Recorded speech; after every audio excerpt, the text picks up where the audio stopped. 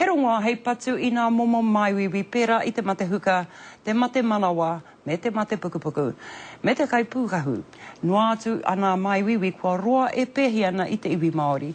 Koe nei te whakapono a te tarahiti o te Adult Stem Cell Foundation. Ko te whakapona Owen Simmons o Ngāti Raukawa, nā ngā ronga a Stem Cell Trust. E ora tonu nei aia I te rānei.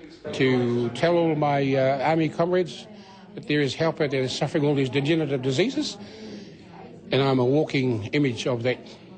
I've got a flyer out where I've got Dead Man Walking, and I was just that prior to April, end of April this year. Oranga kei roto I te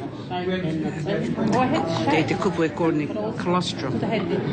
Kei roto I ngā kaumira kai nei, e putu ana, ka tiko. Toia mai ki waho ki te whakauru atu ki roto I ngā. Koe ri ngā ronga kei te hokona e stem cell hei tā rātau, hei patu I ngā momo mate katoa, kei te ngau I te tangata. Ko etahi hei whakapakari te tinana mua ke tonu atu.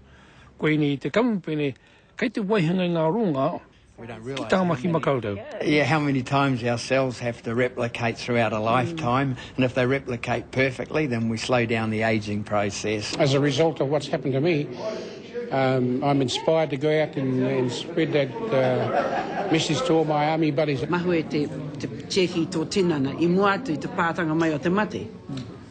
Hei no, ko te tangata tatari rawa nā, ko māharahara katoa. Ko te ki a ngā kaihautu o Stem Cell Trust, e harata rātau I te whakahe ngā ronga, e te whāngaitia I ngā rata ki wā rātau tūroro. Engari he huatuke I tētahi atu huarahi. Ko tahi rau I te kau tāna te utu mō ngā ronga e toru.